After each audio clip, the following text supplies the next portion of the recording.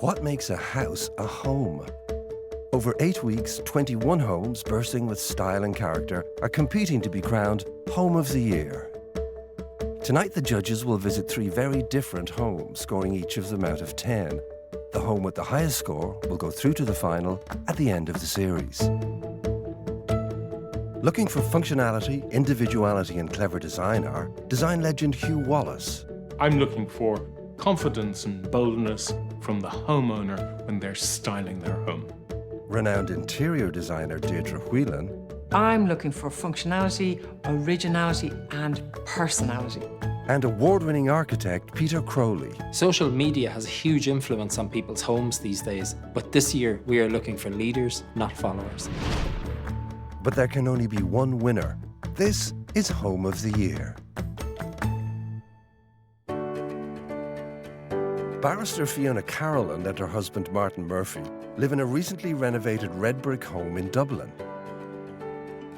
What was really important for me was to create different moods and atmospheres as you move through the house and go from room to room. There are a lot of dark colours in this home, and I was really inspired by what I saw on the internet. I spent a lot of time looking at Pinterest and Instagram. I just saw other people being brave, so I just thought, sure, why not? I'll roll the dice and do it as well. I really wanted a kitchen diner that was the real heart of the home, where everyone would feel relaxed. People could be sitting down at dinner, they could be making a cup of tea, and there'd be a nice flow to the room, so there was a nice energy. And then the fact that we had light coming in from the bay window and the back of the house just made it really special. The staircase was a labour of love for me. It took me months to strip it, sand it, varnish it and paint it, but I'm really delighted with the outcome. It looks great now. This is our favourite spot because we come in from work and we just want to relax and chill out, and we just feel transported to another world. We are really proud of what we've achieved. We've had a really intense year. We got married and we renovated all in the same time frame, so that put a lot of pressure on us to get everything done. Yeah. So yeah, we love it, we really do. The judges must now assess the home armed with only the basic facts about the property and its owners. This house is the last in the terrace, so it's been bookended, which means it's going to be quite a bit larger than any of the others along here. They seem to have changed the clear glass out for tinted glass to all the windows, and I wonder what that will do to the inside of the house. Should we go inside? Let's. Wow. This is not what I was expecting. Me neither, I have to say. Whoa. I feel like I've just entered a club. I should be looking for the cloakroom and ready to pay now to see the rest. It's powerful. There's some strong decisions made here, the colours especially, but I wonder, is it a little kind of austere? Austere? Oh, I think that's very strong. I'm delighted because the original features are here, the staircase, the handrail, the newel post, and because they've used matte paint, any blemishes sort of disappear. But my goodness, what a statement. It's moody. Moody, not austere. Oof. Should we go inside and see what's next? Let's.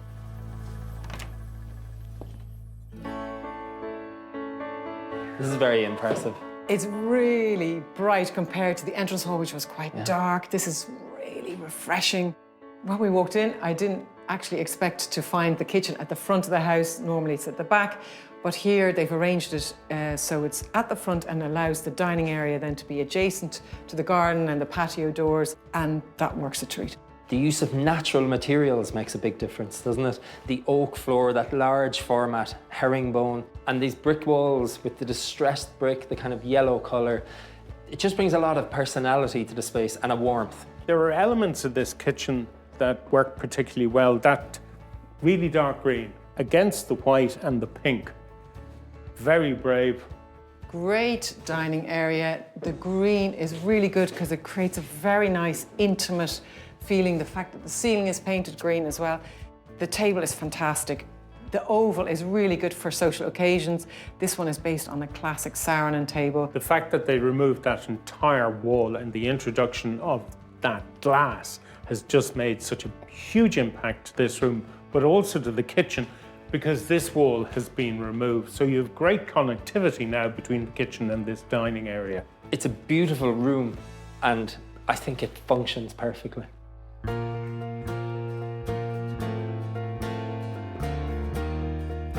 Oh, hold on. Where's he gone? Now I'm dressed appropriately. Look at this great room. I'm a star. What's interesting about this room is it's north-facing, and this homeowner has decided it's never going to have light. Let's not worry about that. So they've gone and painted it, what's midnight blue maybe. It's strong, it's decadent, it's another very powerful room, isn't it? Peter, would you sit down on the couch? Absolutely. What's amazing there is you see they understand colour. So if you like the blue of the chair and the blue of your jacket are not dissimilar, and yet they sit perfectly against that orange. So great understanding of how you use bold colours. Speaking of colour, the homeowner's favourite spot is nearly blended into this couch. This is an incredibly comfortable couch. I think it's a recreation of a classic. It's a really nice piece. What do you think, Hugh? Yeah, but you can see why it's their favourite spot. Sitting here, the fire roasting, and you can just chill out and relax, get your feet up on that couch.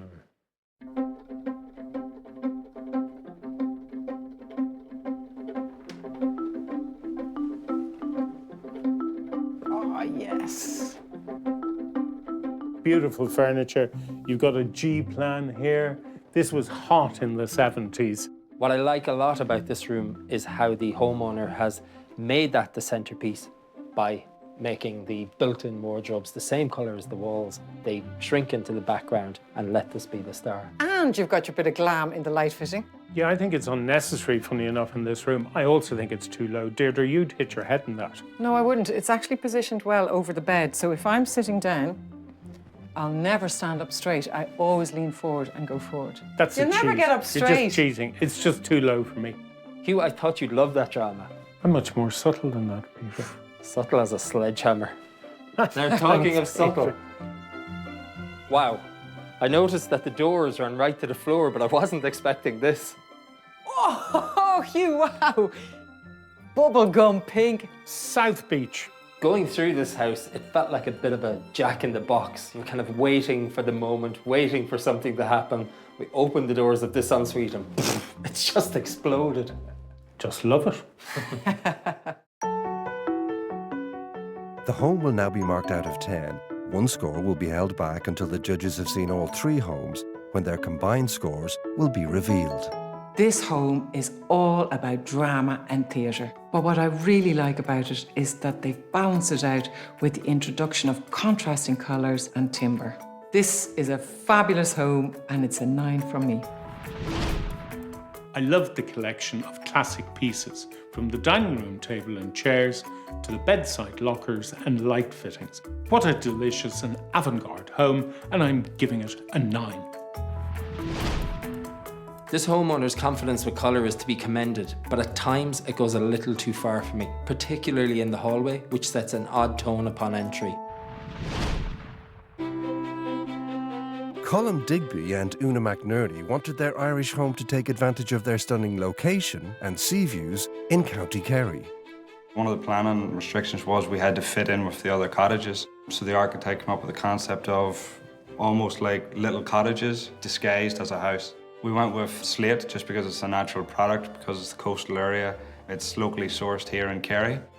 I think one of the important things for us was that it would kind of sit in nicely into its environment, and I think it does that very well.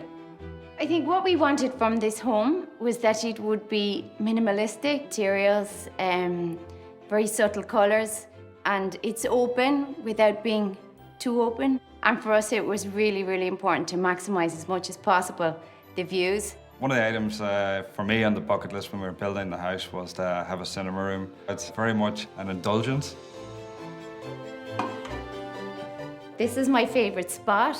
I can sit here and I have an unbroken view of the Atlantic. I have an old stone wall in front of me and I can see the castle behind. I can see Loop Head. It just reminds me of how lucky we are to have this special home. The house far exceeded our expectations once we started out on the journey of what we were going to build, but never ever dreamed that it would actually culminate in this house. Beautiful seaside location. Yeah, Look at these simple slate forms. They're just so suitable in the context. So this is like a cluster of cottages, which is very interesting. What I really like about this is it's very traditional on a certain level. We've got cut slate walls, we've got slate gables and roofs. The black, simple form, I think, is reflective of the black that we see in the cliff and the cut face, and it's really suitable, well judged. Well, let's go and explore the slate house.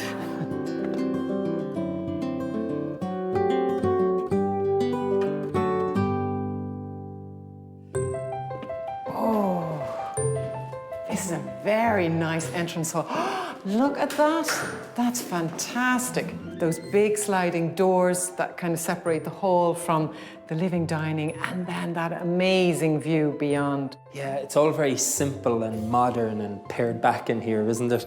This polished concrete floor is beautiful. It feels like they've brought some of the beach up here in the aggregate, and it's really nicely executed. A very architectural space, particularly in terms of detailing, as you say, Peter. I've got no skirtings, I have a recessed detailing, sliding doors, and a concrete floor. But in fact, that's not that simple to do, Peter. No, it's difficult, especially to get this kind of quality, and it needs a client with a lot of confidence, because once you started, there's no going back. We have the open plan kitchen, dining, living space. The form here is great because you can read that cottage we could see outside, and they've kept everything open instead of putting in the ceiling. So there's a great sense of height and light. They've used the eastern roof here to put roof lights. So we're going to get plenty of morning light. We have evening light coming through the westerly facades here. This is a bright, warm space, very suitable for a family. Very functional kitchen. It looks like a nice, comfortable width between the back counter and the front counter. Colour tones are quite graphic and almost masculine. You know, black, whites, greys. When I look over here, I just think, twinkle, twinkle, little star. I'm looking at the universe because of the fleck in the splashback. Isn't that great? To infinity and beyond, Hugh. I just think it's disappointing that I'm in the kitchen and I can't actually engage with the view. You know, the utility room has a better view than the kitchen, and I think that's disappointing. I think you're right, Hugh. This is a house with a strong concept that's been followed through, and maybe they've been a little slavish to that. On the other hand, it does occur to me that because it is so public here with the walkway going by, that maybe they've actually created a little retreat for themselves so that they can hide away from all of that every now and again. But you are correct. Very nice family space, just adjacent to the dining and kitchen area. Lovely little recess for all the family photographs and artwork. Simple colour palette, just the pale grey's been continued through. This central block you've got your back to works very well. Architects use this device sometimes to separate open plan spaces so that we can just create little areas within it without using doors. And I notice in the ends of the central unit, they've got the timber dried and stored ready for the winter, which is very nice. It would be lovely to see a bit of natural material in here, maybe in the table or in that alcove over there. For me, a little bit of colour wouldn't have gone amiss, not much, but it would have made the difference to this room. Well, definitely the best spot in the house, lads. This is lovely. I don't think I'll move at all now for the rest of the day. Beautiful view of the ocean and the dunes and then the landscape beyond. I'd say the owners fight over who sits in here first and for the rest of the day. I'll see you later, okay?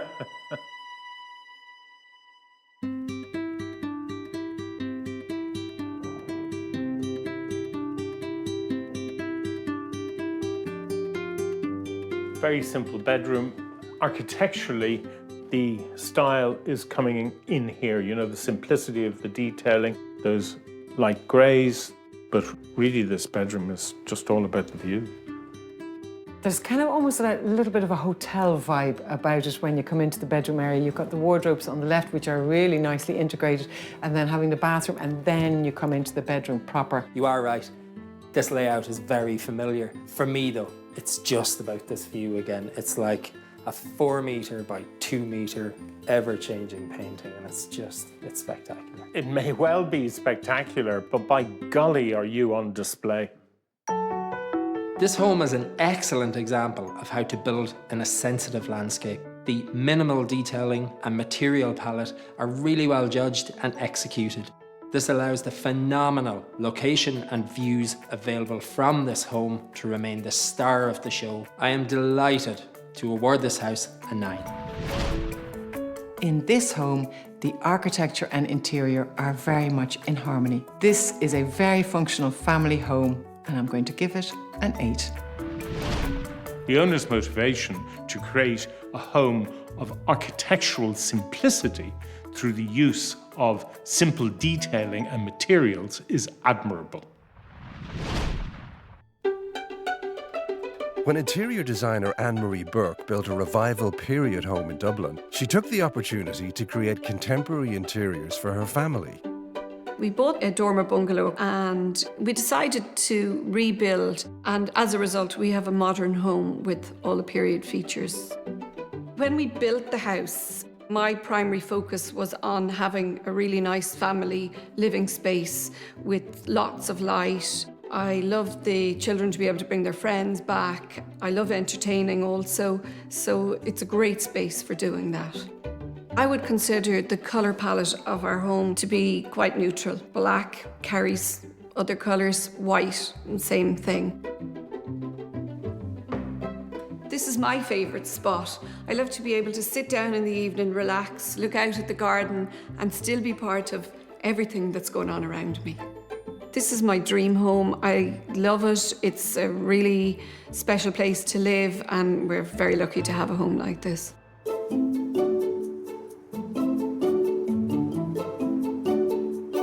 An elegant period home, but looking around at the houses either side and indeed at the other side of the street, I think this area was built maybe in the 40s or 50s, so this is unlikely to be an original period home. I suspect you're right, Peter, but it's perfectly proportioned in terms of symmetry and harmony. So I'm hoping the inside is as good as the outside. Shall we go?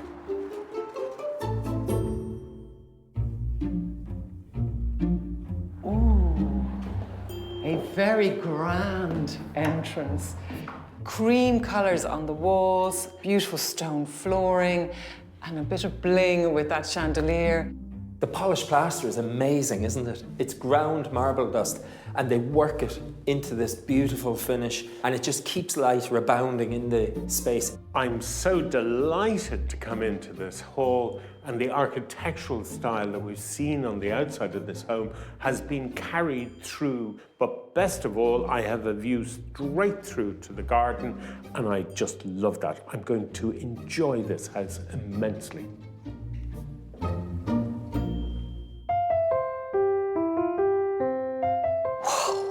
The scale of this is absolutely enormous. And the connection to the garden is just incredible. This is southerly, so we have morning light through the midday into the evening. I'm just gobsmacked. I wasn't expecting this. I mean, that's just drama, isn't it? It's just wax dripping off a chandelier. Beautiful finish to the kitchen, quartz countertops, lovely little detail of a handrail, and the dishwasher. I spend my life on my knees trying to get the plate out of the back. It's a brilliant idea to have it at this height. Look at the size of that stove. I would love a stove like that in my kitchen, but unfortunately, there'd be no room left. I can actually feel the heat here. Should we go on? Let's. The barrel vault is incredible, isn't it? It's a really amazing volume. It's very modern here. All of a sudden, we've lost the cornices, we've lost all of that detail we had in the previous rooms as we've come through here. And then there's the furniture. You know, we've got the Philippe Starck chairs, which are quite nice. But then there's these black chairs with silver cushions. I think it's a bit conflicting, to be honest. Well, I think the drama that we saw in the kitchen has certainly been brought into the dining area with the distressed mirror, massive big fireplace. Even though they have the lovely candles on the table, I think it needs a big pendant, and there's an acoustic issue in this room.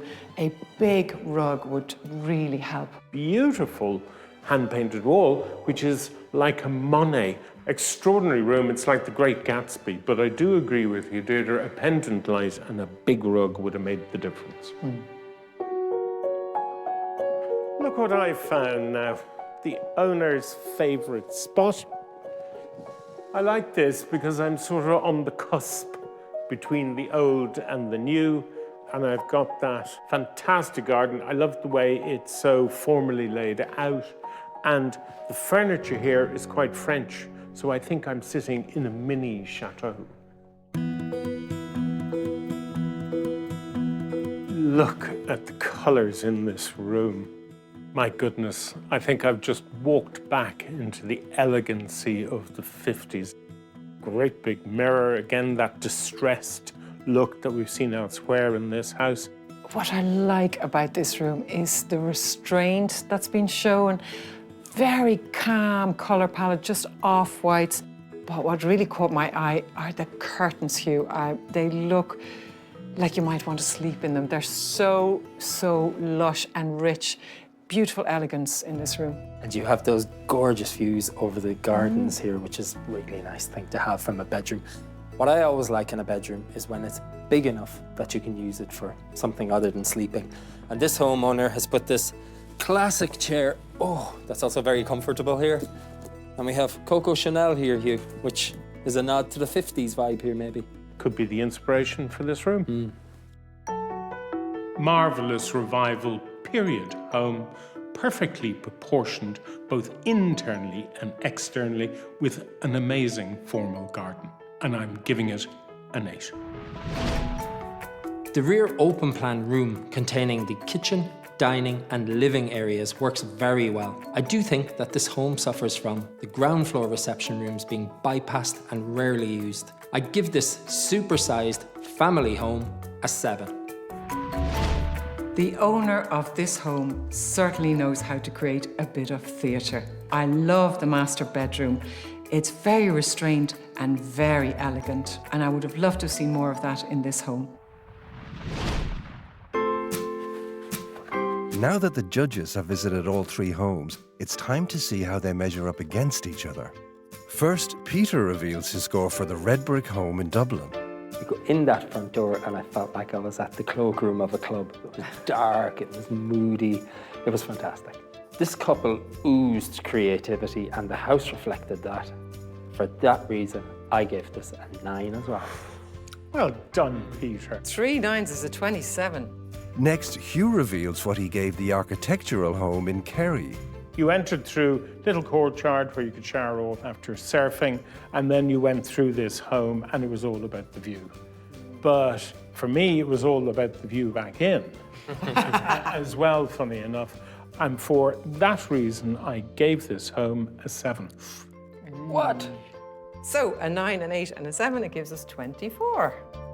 And finally, Deirdre tells us her score for the revival period home in Dublin. Great functional kitchen, fabulous master bedroom, overall a great home, but there were definitely some acoustic issues and therefore I gave this home a 7. Yeah, you could tell that when you were walking around.